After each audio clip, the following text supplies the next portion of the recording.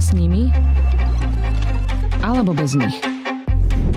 S nami alebo proti nám. Je to veľmi výnimočný rok. Spolu alebo o samote. Teplo alebo teplejšie. Zostať alebo odísť. Tvoja voľba.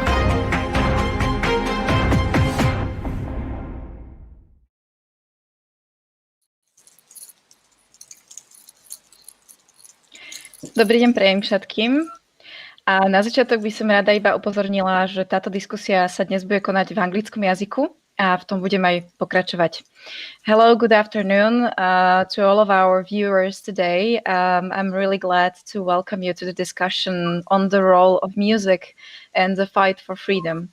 I do hope and firmly believe that many of you have already seen the amazing documentary from Lucia Kašová, the orchestra from the Land of Silence, which was filmed for the Pohoda Festival, which is also cooperating with us on this discussion. If not, I really highly recommend watching it. It will explain a lot from what we will also talk about today. Also, I would like to apologize. We do have quite a delay in our discussion because our guests are joining us from all over the world. So if there are any little mix-ups, please just carry on and stay with us. This is the reason for it. Moving on, I would really like to welcome my guests today.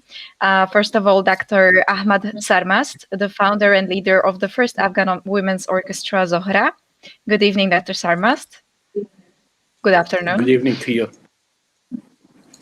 And also the two ladies sitting next to him, Marcia and Mina, young musicians and also characters in the documentary movie Orchestra from the Land of Silence. Good afternoon. Good afternoon. Good afternoon. Hi everyone, my name is Mina and I'm cello and the ruba player of Afghanistan National Institute of Music. Thank you. Marcia, would you like to say some words also for the beginning? My name is Marcia. I'm part of the Zohra orchestra and also I play viola and I'm the conductor of Zohra orchestra. Thank you very much. Next, I would like to welcome Mozdah Jamalzadeh. I hope I say that right. An Afghan activist, a singer and musician who fled Afghanistan with her family as a child, but later returned and now is actively fighting for women's rights and freedom. Good afternoon. Hi everyone, thank you so much for having me. It's such a pleasure to be here. Thank you too. I say afternoon, evening, but all of you have different timelines, so I hope it's okay. That is true. And last but not least, Lucia Kašová, the director of the movie Orchestra from the Land of Silence. Good evening, Lucia. Good evening, dobrý deň. And my name is Frederick Halasova, and I work for the humanitarian organization People in Need Slovakia, which also organizes the One World Festival, and I will take you through this discussion today. So let's start with the movie, since we already mentioned it. Lucia, how did you decide to film this documentary, and how much time did you spend in Afghanistan? Yes, I make films for Pohoda Festival for like past 2 years, and we plan to do the third one. But as they were like moving along with the production, and they booked Orchestra Zohra, and as they were finding out how difficult it is to bring them to Europe, and they got more engaged in the issues in Afghanistan and what it really meant for Afghan people and how unique this orchestra was. So we decided instead of a festival movie, we're gonna make a film about orchestra. And this was like quite late in the process, so we decided maybe 2-3 weeks before we actually went to Afghanistan. So it was, yeah, very fast. And we spent there something about a week, less than a week, I think. Mm-hmm. What was your experience from Afghanistan? Did you went there with any expectations, or were you surprised by anything? And how was your time with the girls right there in Kabul? Yeah, and the time with the girls was amazing. They welcomed us in their school, in their home, and everybody was really, really nice and welcoming. So that was great. They live, inside these like big walls, and it's like a freedom island inside. Walking around outside was like a little bit dangerous, so we had to be pretty careful. Thank you. I would just like to, I forgot to say one thing. All our viewers that are watching this live can also ask questions, and I will get to them in the end of the discussion. You can use the application Slido, and our hashtag is in Slovak, hashtag úloha hudby. So you can use that and post your questions. I see them on the other screen and can ask them later. Thank you. I would continue with Marcia and Mina. How did you feel to be in a movie? How was your experience with the whole process of making this documentary? Well, it feels really good, and it also helped us to connect with the Slovakian people in Slovakia. It was really good experience. You also went, we can see that in the movie, that you went to play at the Pohoda Festival here in Slovakia. How did you find our country? How did you enjoy your time here? Of course, it was really good. I love the people. People really welcome us, and Slovakia is really beautiful country, and also the people. If I may ask also, Marcia, what did you want the viewers to learn about Zohra from the movie, for example? What would you like the people to know about the orchestra? And you can talk to Dr. Sarmast, and he can translate if it's better for you. Okay. من میخوایم که مردم از اینکه ویدیو را میبینن این را بیاموزن که با وجود تمام مشکلاتی که ما داریم ما بازم باید مبارزه کنیم. هیچ وقت روی خود از دست ندیم. ما میتونیم. من میخوایم مردم بفهمن درباره افغانستان، یعنی ارکستر زهره از افغانستان است و نه تنها مردم دیگه کشورها بلکه مردم افغانستان هم میتونن موسیقی کار کنن و بخی ها اثر بگیم. Do you has? We lost the connection for a few minutes. It's okay, we heard everything. خب بفهمن که یعنی دخترای افغان هم میتونن یک کاری کنن و خوب توانایی از این دارن که موسیقی کار کنن. با وجود تمام مشکلاتی که دارن بازم میتونن مبارزه کنن. I want the audience to learn from our story that Afghan girls, in spite of many challenges that we are facing here, we are not giving up, and we will continue our fight to have access to music and music education and to be part of music making in this country. Thank you very much. I think what we also see in the documentary and what all of you show with your work and your activities is that music or arts as in itself are a really powerful tool for fighting for freedom. Mozdach, if I may ask you now, which came first for you, music or activism? For me, it was definitely activism that came first. But once I got into music, I couldn't stop. It's very addictive, and it's probably the most beautiful thing that I've experienced. And just feeling privileged that, I could actually continue my activism through music, because music is so peaceful, it's universal, and it reaches everyone and everywhere. So it's a very, very powerful tool to be able to use to make a difference, or let your voice be heard. So it is very powerful, and I'm just very, very happy that I'm able to continue my activism through music. It was definitely activism that came first. Thank you. Dr. Sarmast, I think for you, music came first, if I'm not mistaken. I strongly believe in the soft power of music. When we are talking about activism and music, I strongly believe that two are complementing each other and they are inseparable.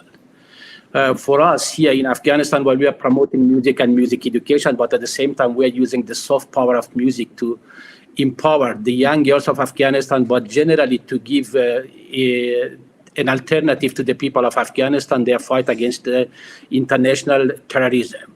I strongly believe that the people of Afghanistan can succeed to have a peaceful country and to have and to keep their freedom when we give an alternative to the people of Afghanistan, an alternative to what the Taliban and the other radical forces are giving to their supporters. From our perspective, music and education are the strongest and the most powerful alternative that will enable the people of Afghanistan to move forward. Maybe to explain a little bit to our viewers, music was forbidden for years during the reign of Taliban in Afghanistan. Also, it was forbidden for girls and women to study. I would be very curious as to what is the situation right now, Dr. Sarmast. How is it these days? You probably gathered information from the media that right now the government of Afghanistan and the Taliban are involved in a peace talks in the Qatar, in Doha, the capital of Qatar. But this peace talks, while at that stage, is not moving anywhere, and it's more of a disappointment to the people of Afghanistan that gives any hope to us. But on the other end, it also raises the concern among the ordinary people of Afghanistan that maybe the peace talks will open the paths for the Taliban to come and to join the government. And by the arrival of the Taliban, the people of Afghanistan might face once again the same draconian policies and restrictions that was imposed on the people, including silencing the entire nation, depriving the entire nation from their musical identity, and also depriving the entire nation from their musical rights. That concern is currently there, but we strongly believe in the wisdom of the Afghan people and the changes that has been brought up in Afghanistan. The Afghanistan of 2020 is not the Afghanistan of 1996. The youths of Afghanistan of 2020, they are not the youths of 1996. The country entirely changed. The people of Afghanistan are much more open-minded and having access to the social media and to the international community, which is enormous, which plays a significant role in enlightening the people of Afghanistan and also educating the people of Afghanistan about their rights. And therefore, while we are concerned, or generally there's a concern within the community that the Taliban might join, and the women of Afghanistan as well, as generally the people of Afghanistan might be facing the same restriction and silence. But we strongly believe that the situation is changed, and the youth of Afghanistan will not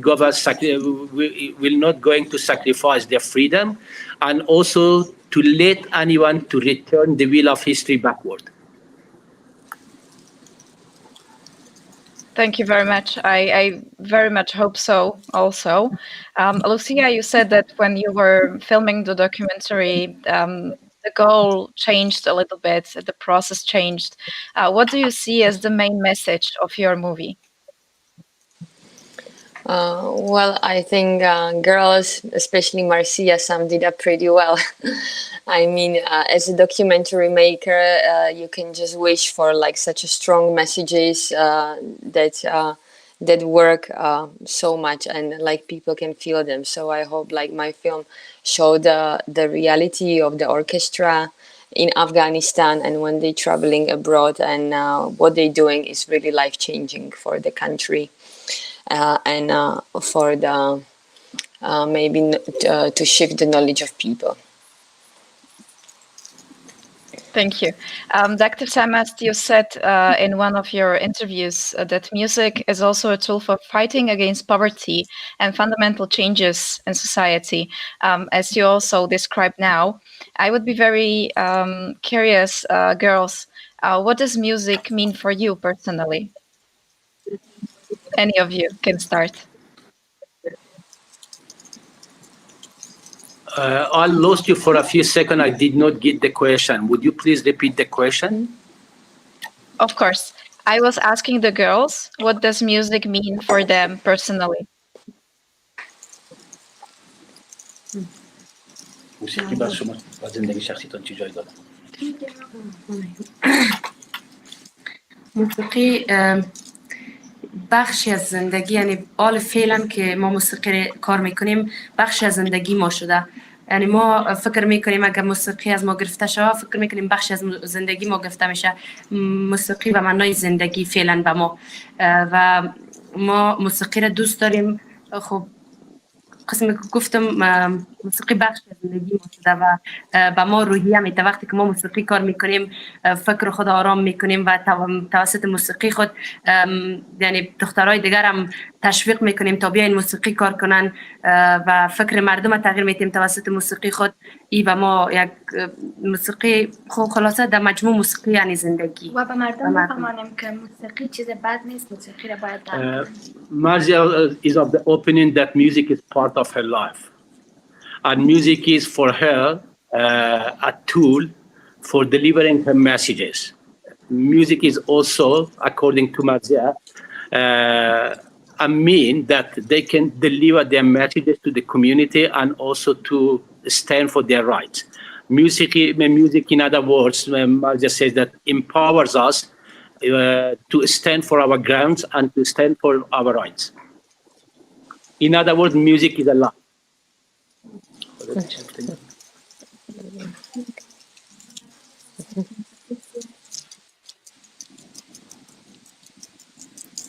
Would Mina like to add anything? Music, you can speak English.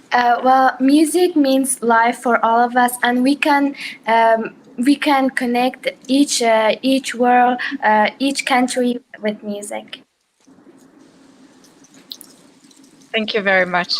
Mozdach, you also use music, but you used also other means. You even have your own show in Afghanistan for more than 2 years, which resembled a little the Oprah show from the US. How would you describe those years during which you were filming this show in Afghanistan? What were maybe the most memorable parts of that era for you? Well, Frederick, before I answer your question about my show in particular, I wanted to just point out what Lucia did is so important for her to bring awareness on an international level and to different parts of the world about what's going on in Afghanistan, about what Dr. Sarmast is doing, and about what these amazing girls are doing. And I just want to say that Dr. Sarmast is a national hero. He's taking a huge risk, and he's always done so throughout building of this orchestra and this music school. And these girls, I'm completely, it's an absolute honor to be just in their presence and everything that they're doing in Afghanistan. They're really heroes. And I really think that there is, music is the way to peace. And they're using music, for activism and to speak out and to fight against injustice. And there are true heroes. So I just wanted to point that out before I go ahead and answer. And I just want to thank them from the bottom of my heart and, on behalf of Afghan people for what they do. It's a great risk that they're taking, being inside Afghanistan and doing this. So regarding my TV show, it was... I actually decided to do something for Afghan women when I was watching the news here and watching what was going on and what the Taliban were doing and all of the oppression and struggles that the entire nation, but specifically women were facing and girls were facing in Afghanistan, where they were no longer were allowed to attend school. They were no longer allowed to be a part of society in general. They had their basic human rights stripped from them. And this broke my heart. And I saw myself as one of those girls. I said, what if I was there at that time? And here I am, very fortunate to be in a country like Canada where there are opportunities and even equality. And I never thought of myself differently than my brothers or my male counterparts. And so I thought, how unfair for millions of women and girls to be suppressed and not be able to have the freedoms and the opportunities that I have here. And what can I do to give back? And, this was a reminder from my parents as well. Every day they were reminding me how lucky I was and that I should take the opportunities given to me here to give back to the country that I left behind. And so that became my ultimate goal. And I was a shy, introverted girl who didn't know about music. I didn't even know how to tune a radio until I was in the 8th grade. And so I decided, it wasn't actually my decision, but my father brought this to my attention and said, the media is the most powerful tool that you can use to send a message, like Marzia said, like Dr. Sarmas is doing. They're using music to send a message and bring a change, a positive, powerful change. And so when I realized that, I had to put aside my shyness and just really come out of my comfort zone and really do this. And I decided music was going to be the way for me to do something for the women of Afghanistan. And that's when the show started, because through my music, they had, heard about me, and One TV at that time was just launching, and they said, would you like to host a show? And at that time, it was supposed to be Afghanistan's Got Talent, but my mom, she went and spoke with them and said, I'd rather have my daughter host something that is meaningful, that has a message that makes a difference. And so we decided to present the concept of the Oprah show, because we were both obsessed with the Oprah show. And they watched clips of the Oprah show. They fell in love with it. The producers, directors, everyone was on board. They put Afghanistan's Got Talent to the side, and they decided to do this, where we discussed taboo subjects and discussions on, child abuse, domestic violence. And at the same time, we brought in music, and we had a live band with us. And we just combined everything, and it was a family show. And there were, the ages ranged from toddlers to grandparents who were coming to the show and watching from home. And so we decided to use that, and we had our very own Dr. Phil as well, who's this young gentleman who had been educated in the U.S. So it's and then we used skits, because in Afghanistan, you're not able to bring people with real problems to discuss their real problems on television. So we had to create skits using actors. And so they would, our Dr. Phil, Zaman Rajabi, he would kind of discuss, there was a skit, and then he would discuss the negative sides and negative impact of, for example, child abuse. And then we would show how it should be done, and then he would discuss the benefits and, the benefits even later on for that child, if you just talk to them instead of hitting them. So there were all these things that we were able to do in Afghanistan. It went really well, and people were very involved, and they really loved it. And some I remember some women came to me and said that their husbands actually stopped beating their children, and that the show was really making a difference. And that was really huge for me. This is actually what I wanted to ask you. What were the reactions? You mentioned this woman, but what were the reactions of the public to this show? Wasn't it something unexpected, unprecedented in that era? Well, at that time, it wasn't really something that was, these taboo topics that we were discussing on television, in primetime television, were not even discussed within the households at that time. So it was very new, and many people loved it. But at the same time, we had the death threats coming in, and we had threats against the television station as well as against myself. But I love the fact that they were so progressive in their way of thinking. And I had to fight for some of the topics that I wanted to discuss, but eventually they gave in, such as topics such as divorce or domestic violence. These were very important things. Over 90% of children in Afghanistan are abused in some form, whether it's mentally, emotionally, physically. And there are many women who are being abused, and it has to do a lot with the war and the lack of education. And there's a lot that is lacking in Afghanistan, and you have to bring awareness in any way that you can. So the best part about it was that there were women that were coming to me and crying and just hugging me and holding me tight and saying, "Please don't stop. Just continue your show because you're making such a difference." And I could see that, from their eyes and from the emotion that I was feeling from them, I could sense that, possibly their husbands had even stopped beating them, even though they didn't want to say it out loud. So it was just, it was an amazing feeling to see that the show was really making a difference.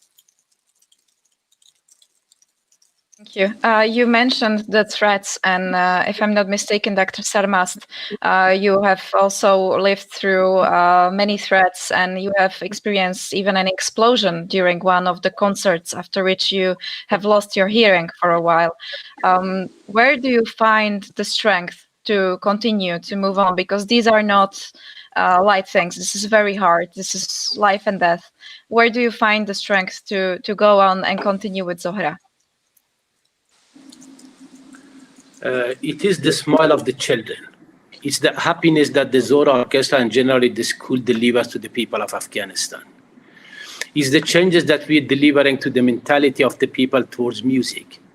I remember back in 2010 and as a subsequent years, when we first began the Afghanistan National Institute of Music, whenever there was an activity carried out by our school, the reaction in the social media was extremely negative. And I remember back in 2010, when we established the school, there was only one girl enrolled. But thanks to the activities of the school and our commitment and the changes that we make in the community today, we've got around 1/3 of the school student body of girls. We have the all-women orchestra. Even 2010, in order to create an environment for the girls and also giving opportunity to the girls in music making, especially to playing an instrument, it was an issue, and many people did not want their kids to study music. And we went to the orphanages to recruit girls for music education, to send a positive message about the ability of the girls in music and how music can change and empower a young girl in Afghanistan. But nowadays, today, we're not only having a huge number of students, or 1/3 of the school students are girls, but now middle classes, upper classes, everyone trying to enroll their girls and their boys into music education. So we're changing the situation here, we're changing the attitude, but also if I'm going to conclude my comments about what gives us the strength and the energy, it's the smile and the happiness that we're delivering, first of all, to the children of Afghanistan, but secondly, the happiness and the messages that we're delivering to the people of Afghanistan about the freedom through music and musical pieces that we are releasing free of charges and giving to all Afghan media to broadcast it. Thank you very much. Merci, Amina. I would like to ask you, how do your families perceive that you are educating yourselves in music? Are they supporting you? فامیل ما مرا حمایت نمیکنن، ولی تا جایی که من تونستم پدر خود راضی کنم، پدرم نه موافق است و نه مخالف. خلاصه 50-50. چیزی برام نمیگه، میگه هر کاری که دلت میشه امورا بکو، امرایت کار ندارم، ولی مرا تشویقم نمیکنن. من بازم امید خود از دست نمیتونم موسیقی را پیش میبرم، چون من با هیچ کس زندگی نمیکنم، من با خود زندگی میکنم و من باید آینده خود بسازم و آینده از این کشوره. I do not have the full support of my family, especially my father. He never prevents me from taking part in music making, but at the same time is not also encouraging me. But it's my choice and it's my love, and I want to stay in music, and I want to change Afghanistan through music. Thank you. Mina? How is it with you? I do have. Yes, my family always support me, especially my mom. That is really lovely to hear. Mosdagh, if I'm not mistaken, and you also mentioned your mom, you have parents that are really, really strongly supporting you to do all that you do, even when you are getting threats, even when you are in dangerous situations. How is it that they are I think, quite different from the traditional Afghan parents, at least from what I've read or from what we talked? How do you explain this? Why are they so different in this? This is very interesting to me, and it gives a different perspective, or it gives me a different perspective when I see someone like Marzia, who is fighting to be able to continue her musical education. And at the same time, she's saying that, she lives for herself. Those are some powerful words that she said. She's an incredible, incredible girl. I mean, I watched the documentary. I cried many times throughout the documentary, but at the same time, I really saw Marzia as my hero, my personal hero, because me growing up, my father was the one that, when I turned 16, told me that, I should only live for myself, and that I shouldn't worry about what others think of me. And I should never live for other people and do what makes me happy. And at the same time, they're the ones that encouraged me and almost forced me to get into music, to try to make a difference, because my father is a feminist, and he did think that, he could do, continue his feminism the best way possible through his own daughter. And so, of course, I grew up under his influence, and he's someone that I look up to and admire so much, and I just wanted to make him proud. But when I see someone like Marzia, who has this in her, and there's no one telling her and no one giving her that direction, and she's got it on her own, I really truly see her as a true leader. And it's just incredible to see that somebody has that in them. And when it comes to my parents, I just feel very fortunate. I've been very lucky. I don't know how, but my father is, he's very progressive. He didn't really focus too much on my brothers, but he focused a lot on me, and trying to instill that confidence and that strength, throughout my life, constantly giving me advice. And then, of course, my parents actually fully supporting my music career, financially, emotionally. There were times when I was crying and I was about to quit because I couldn't do it anymore, because people were being mean to me. I was one of the first females to, get back out there after years of war, and after the Taliban. And it was really hard for me to take the reaction of many people who were trolling and being very mean with their comments, and saying someone should put a bullet in her head. She's a disgrace to Afghanistan, and women aren't supposed to be doing this, and how dare she come out and dance and prance around on stage, and she should be killed for what she's doing. This really hurt me. And so I wanted to quit.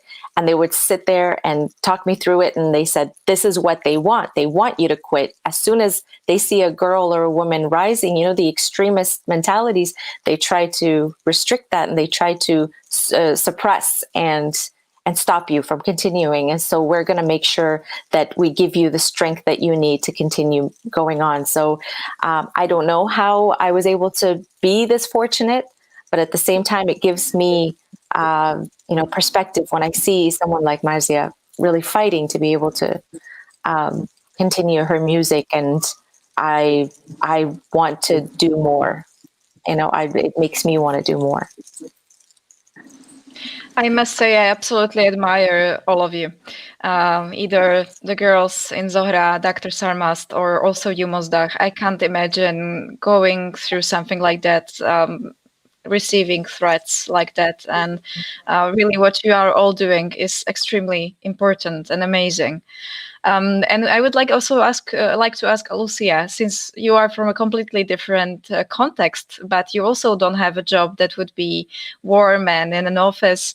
How do your parents perceive what you are doing, and do they support you in it? Well, yes, of course. I think here in Slovakia, we tend to kind of close ourselves in the little shell and think like how bad it is here, and like things don't work. But like if we get out of the shell and look at on a different parts of the world, like in Afghanistan, when the problems are 10 times bigger, and the people what they go through, I cannot imagine in my childhood to be dealing with such restrictions. I don't know how the girls do it, but I can't imagine it on my own. So I think the message is important, is extremely important even for people in Slovakia, to not get like too comfortable, and so they won't think like everything is collapsing on their head. There's people have it way worse in different parts of the world. And yes, my parents understand that. They understand the message that I'm trying to tell, and they support me. That's really great. You did touch one issue that I think is very important. In your opinion, why should people here in Slovakia care about what is happening in Afghanistan? Why should they watch the movie? Why should they listen to discussions? Why should they think about it, in your opinion, Lucia? Yeah, well, I think we are like one people. It doesn't matter like what nation, we come from, and what happened in Afghanistan, same thing can happen anywhere in the world. It can happen in Slovakia, it can happen in Germany, like some crazy people gonna overthrow the government because people give them trust. It is possible. It was possible in Afghanistan, it's possible here. So I think like people should really value human rights and freedom the most. And all of us have to be very careful what the politicians, what agendas are they pushing. If like the well-being of the nation and of the people is on the first place. Like for me, the human rights are like the most important document that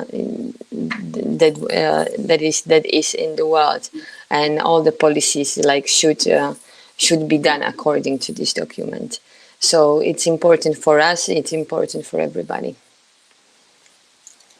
Thank you very much. I couldn't agree more. Yes. May I add also here? For Lucia to take all the risk to come to Afghanistan and to tell the story of Zohra Orchestra or the job that we are doing here in Afghanistan, it also shows to the people around the world, especially to the European countries or to the Western countries, that people and the young generation should also begin appreciating through the story of Zohra Orchestra and how the children of Afghanistan are struggling to get their musical rights, including risking their life.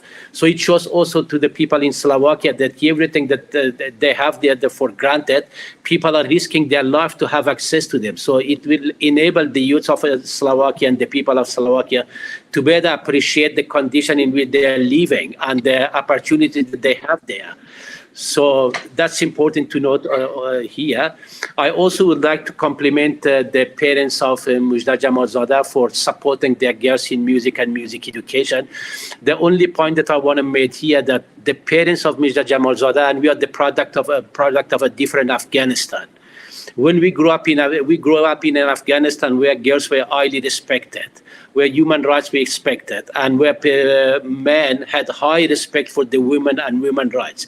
So we are the product of a different time. And when we are talking about today's Afghanistan, we cannot blame the entire nation for the attitude of a narrow-minded, restricted group of people. It's the condition, the people of Afghanistan, the youth of Afghanistan, especially the families, they went through a very tough time.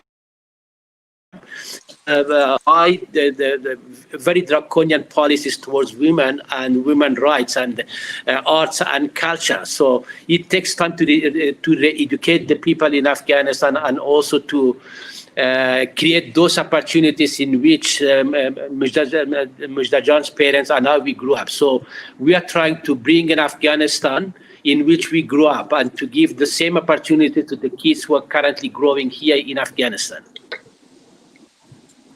That is absolutely true, Dr. Sarmas. Thank you so much for pointing that out. I just wanted to say he is absolutely right. And I should have known that, because if my mom was sitting beside me right now, she would have answered exactly the way that Dr. Sarmas did, is that, you know, Afghanistan, as you all know, was not like this before. And at one point, there was a lot of respect and a lot of freedoms given to women. And this is the generation that my parents grew up in. So this is very important for people to know, that there is like Dr. Sarmas pointed out, a minority, you know, of extremist mentalities that have are the loudest at this time, and they are the most dangerous. And so this is why a lot of people tend to try to stay within those confines of, you know, with those ideologies, just to try to keep themselves safe. But people from those generations who ended up living abroad, it was a lot easier for them to allow their children to live the same way and have the same freedoms that they did at one point. And I think my mom's biggest struggle all the time on social media is trying to tell people, if I'm dressed a certain way, or if I'm doing something, or, you know, continuing my music, she always has to defend me and point out that when she was in Afghanistan, she had those freedoms as well. I think you all touched a very important point there, and I would like to follow up with a question. Why do you think it is that it's always women in the first line who are being restricted, who are being pushed to the back, pushed into the homes, out of the education, out of the social life? Any of you who would like to address this? I think it depends who we are when you are coming to the power here in Afghanistan. But women are women are half of the population of every single country. And therefore, their rights, their life, especially in within the radical forces, within the extremism, within the people who have a very, very narrow interpretation of the holy Islam. Based on their narrow interpretation and ignorance, they are putting women in full front of their policies and their politics, while in reality, it's not the policies of the people of Afghanistan. There was one of the reasons that back in 1980s, when Afghanistan was in war, when the leftists were running the country, again, in that stage, women were also in the center stage of the fighting, because the leftist regime was promoting women's rights, gender equality, empowerment of the girls, and representation of women in all aspects of life. But on the other hand, that progressive idea served as a foundation and basis for the radical forces to claim that Islam is in danger in Afghanistan, because look, they're forcing our women to have access to education. There's another example. They are forbidding early marriages. Look, they are forbidding forced marriages. So it was always, and it's not that always that every forces in Afghanistan, they're pushing and putting the women here in a corner. It depends on who you are and what's your agenda for. Like for me, women's rights is an important issue.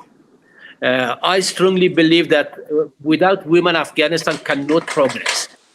If we're not respecting the rights of the Afghan women and we do not create opportunities for them, how we can progress, how we can be chasing with the world, how we can reach where Slovakia stands today. It's not the mentality of the people that were the people of Afghanistan that they put women behind the cage. A good example is the presence of girls today in education in Afghanistan. During the Taliban time, there was not a single girl who was not enrolled in the school in the country. But today, when the people of Afghanistan get their freedom back and they've got an opportunity to select what's good for them and for their kids, today we've got out of 9 million young kids enrolled in the school of Afghanistan, 30% are girls. It clearly shows that the people of Afghanistan are not radicals. The people of Afghanistan do not believe in extremism. They believe in equality, and they would like to give the same opportunities to their girls, the one that they believing is good for their boys. Thank you very much. Mozdah, would you like Absolutely, to I add completely something agree. for Lucia? I completely agree. Go ahead. Yeah, I just wanted to say that like this like small group of narrow-minded people, I think they are in every country and they are fighting, to get support. Yes. And if it happens, it can get very, very dangerous and it can bring the Middle Ages back. Yeah, and that's the thing would happen in Afghanistan. So I think that's why the message of the film is so important, because we have to be aware, even in Europe, even in Slovakia, we have this small group of extremists that are promoting crazy ideas, but that's not the majority of the people, and that's important to understand. Well, in Afghanistan, like Dr. Sarmas pointed out, they're also the minority, but they're being allowed to enforce these ideologies and on people in general, because we've allowed them to get to that dangerous level.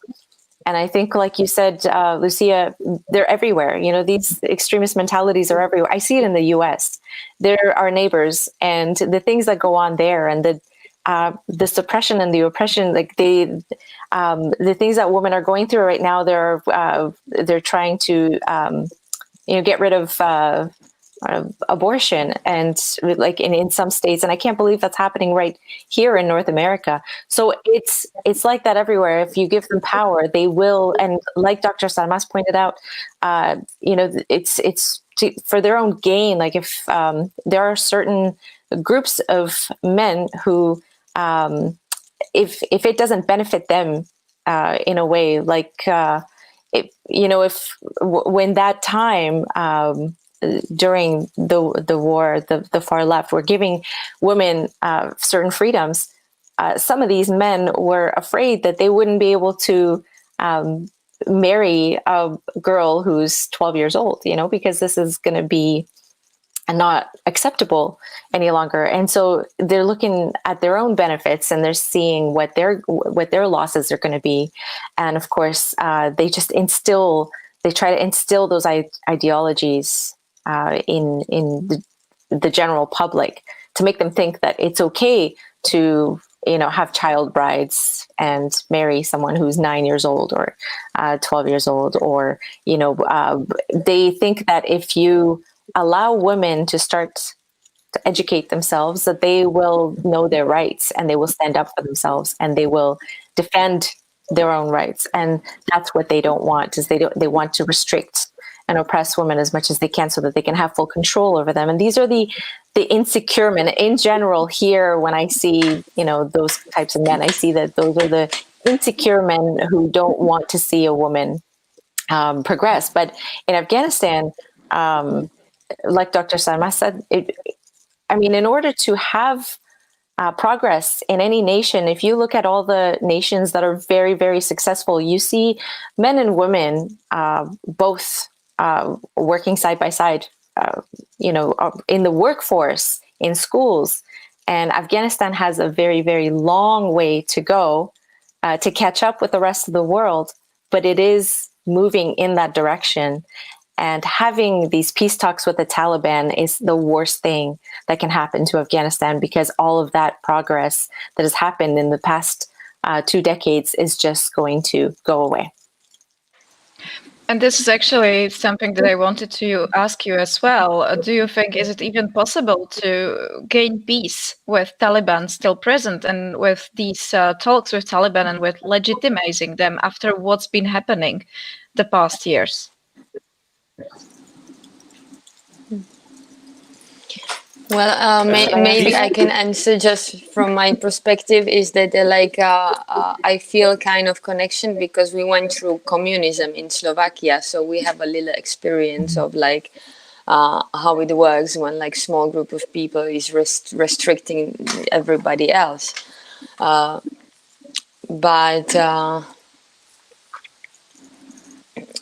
Sorry, I got lost there. What was Exactly. the question? The question is if it's even possible, because they are called the peace talks, but they are with the Taliban. Yes, exactly. Sorry. Yeah, that's what I wanted to say. That in 1989, when we became free country, that all the other politicians and police, who did the horrible things to people, they weren't criminalized, and that was a huge mistake. Because if we don't say, okay, this is what you did is wrong, and you need to be charged for that, and you need to get some sentence, it's super important for the nation. Otherwise, it takes way longer time to get over it. So that's why, I think that peace talks in Afghanistan, they should be stopped, and everything what the people did, they had to be named and they had to be punished for what they did. Otherwise, it's gonna take so much longer for the society to heal. Thank you, Lucia. Dr. Sarmast? Yes, if I want to hit here, it will be very unjust to compare Taliban with the communism. There's a big difference between these evil forces with whom we are dealing in Afghanistan and comparing them with the communism. But by the end of the day, I'm not justifying the communism regimes, but even from the very basic perspective, these two are incomparable. Here we are dealing with a group of ignorant, radical forces who do not believe in anything else rather than suppressing the people and pushing their own ideology on the expense of every single rights of the people of Afghanistan. When we are talking about the peace talks, yes, peace is important. The people of Afghanistan are tired from the 40 years of war. But the people of Afghanistan want a dignifying peace, a peace settlement in which women's rights will be respected, a peace settlement in which the musical rights of Afghan people will be respected, a peace settlement in which, under any name, women will not be pushed back to their houses, a peace settlement in which the children's rights would be respected, a peace settlement which would allow strong presence of men and women equally in society, contributing to the betterment of their country. But I strongly believe currently the way the peace talks are going in Qatar and the way the Taliban are currently acting and behaving, it clearly demonstrates they did not change. Still, they are trying to push their fascistic approach towards peace and to impose their supremacy on the entire people of Afghanistan. Regardless, and they clearly show that they do not have any respect for diversity. Afghanistan is a very diverse country. Ignoring the rights of any minority groups or any group, you're not bringing a long-lasting peace in Afghanistan. And therefore, I strongly believe pushing towards dignifying peace is significantly important. Bringing peace to the country is significantly important, but the bringing peace to Afghanistan should not be on the expenses of human rights and restriction and silence of the people of Afghanistan once again. Thank you very much for these strong words. Yes. I could not say it as well as Dr. Sarmast explained it. That was very, very powerful. And all I have to add to that is that this is a terrorist organization. We have to remember that. You cannot have peace talks with a terrorist organization.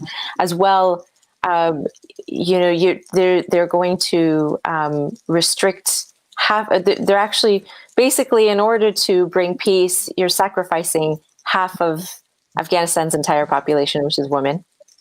And like everything else that Dr. Samas pointed out with the minorities.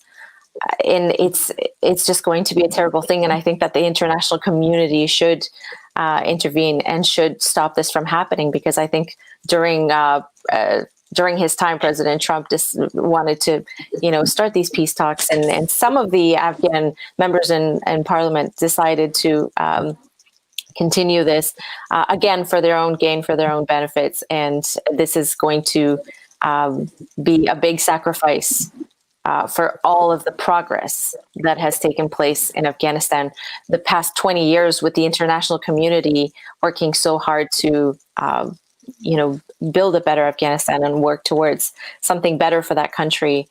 It would be very, very sad and unfortunate to see them come back.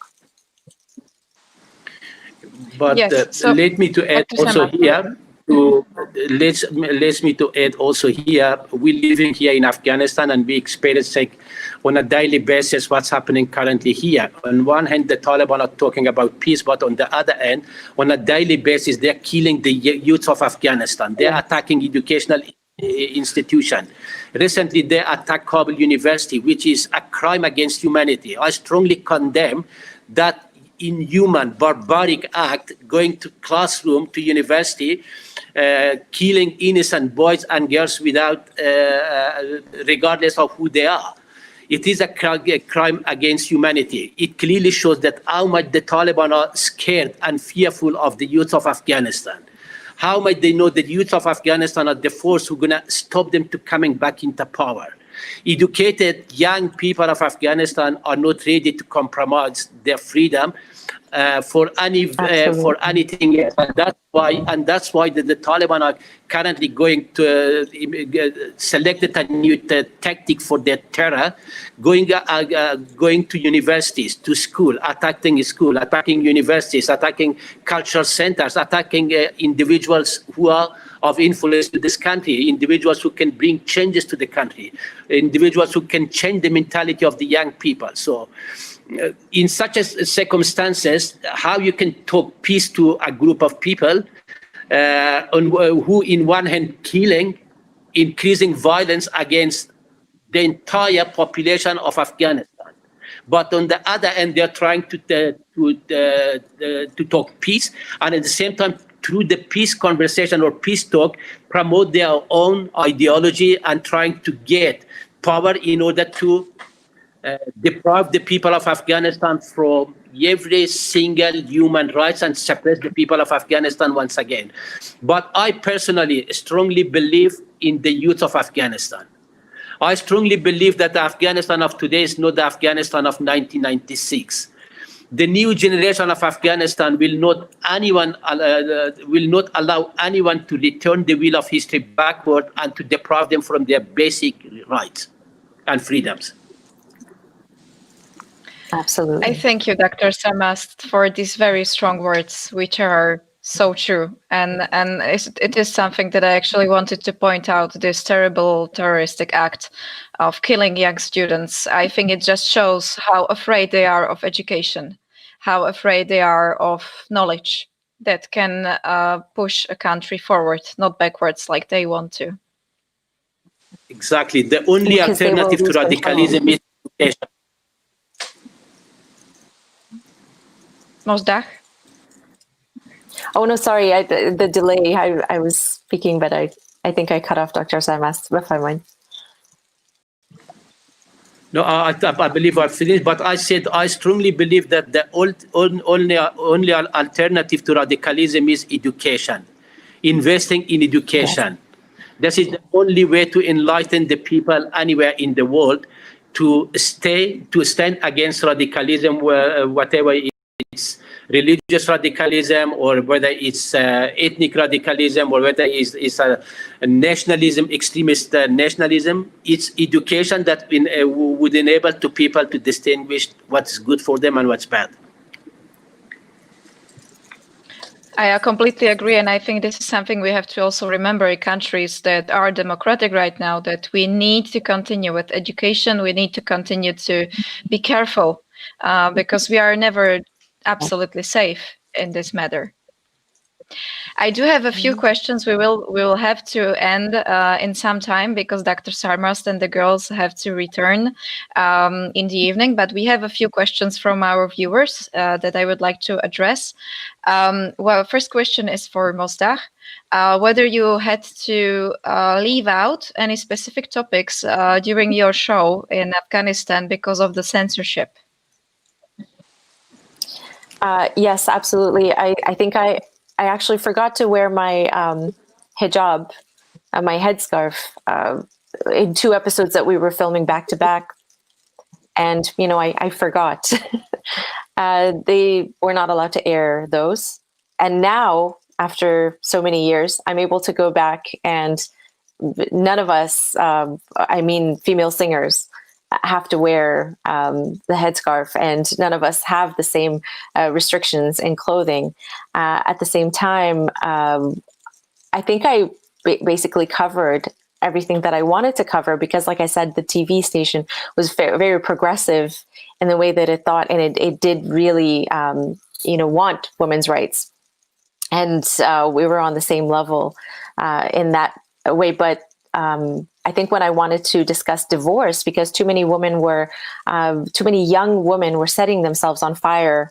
It's a way that they learned to commit suicide when their situation was getting so dire. And I wanted to tell the families of these young women, to think about their family member and not worry about what others are going to think, and just save them from a horrible marriage, save their lives, because they are, imagine how bad somebody's life would be that they would actually willingly set themselves on fire to end that. And so that broke my heart when I heard these women's stories. And I wanted to talk about divorce. And in that case, I wasn't trying to promote divorce, but I wanted to say that if it gets to that point, wouldn't it be better if, they actually accepted alternatives to these young girls setting themselves on fire and committing suicide that way? And that was pretty much the end of my show, because the TV station was against this topic. My own family members said, I'm pushing it, I shouldn't do it. And when I finally did it, I got my way every single time, but this was the last one because they forced me out and they stopped the show. Thank you. We do have one, not question, but I think a note for Mozdach. Salam, you are true heroes. Keep doing your great job and stay safe, all of you. I used to work with Afghan refugees in Slovakia, and the girls loved Mozdach and were so proud of her. So even the girls here in Slovakia. That's amazing. Thank you. Thank you so much for those sweet, kind words. We also have a request for the girls if they could play something for us, but I already asked that Dr. Sarmast in the beginning. Sadly, they can't get to their instruments right now because they are locked in the school, but otherwise they would play. But I really recommend watching the documentary where you can also see the girls play and listen to their music. Maybe one last question. They do. I also played violin for 12 years, and your music just really speaks to my heart, girls. And Dr. Sarmast, I love Zohra and your music. One last question. Thank you very much. For Lucia, what was going through your head at the precise moment when you decided to change the topic of your documentary? Lucia. Well, that's a difficult one. I don't know what was going through my head. I think when I came to Afghanistan and I met the girls and learned about the message that they're promoting, I think I was completely stunned by it. And Marcia was the perfect protagonist who just filled up, all the boxes. And she really takes this message forward as her personal. So I think that was the most important, and yeah, that's the message of the film as well. I mean, like things would happen that like we couldn't plan, and we just been there. You know, that's the beauty of documentary. That sometimes things happen and you don't expect them at all, and you can't prepare, and it just depends what you do on the spot.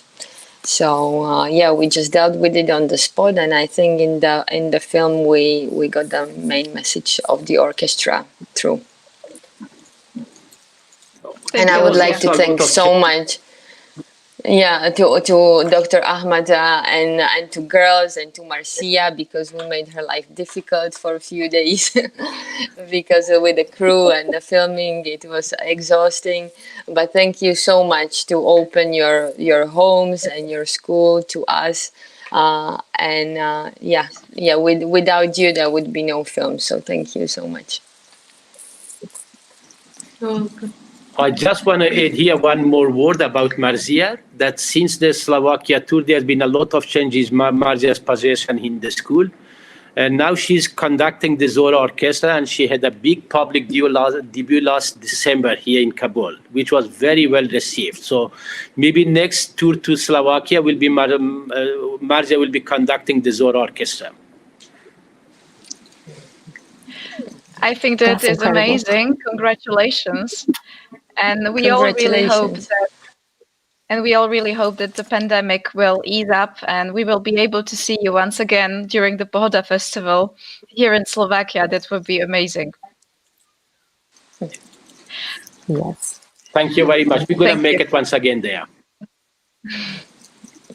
Thank you very much. I would like to end this discussion with a little bit of hope. And I would like to ask all of you if you could tell me what gives you hope. Dr. Sarmast. The youth of Afghanistan. Yeah, Mina. My friends. What is it? Your friends? Yes. My music. Your music. Lucia? What me gives to me, like all the brave people and the incredible people that I meet, they give me hope because they can change the world. Thank you, Mosda. For me, all of these strong, incredible, intellectual people like Dr. Sarmast and my father, who encourage women and give them their voice and give them that strength, and allow us, or just know that we women have the right to be as much a part of society as men do. Men like that, and the younger generation, and the younger men who think like that, I think that definitely gives me hope for a better future for all of us. But like Lucia said, I think we have to all be very vigilant and just be aware and fight against injustice. And I thank all the men who support women, and that gives me hope. Thank you. I must say that all of you here give me hope because your activities are really amazing, and I am honored that I was able to talk all of you today. And I would also like to tell our viewers that they can watch our discussions through Bodka TV, and the movie The Orchestra from the Land of Silence will be viewable until tomorrow noon on the page of One World Festival jedensvet.sk, so you can still watch the movie. So once again, to conclude, thank you very much, all of you, for joining us today here. Thank you. Thank you so much. Thank you. It was an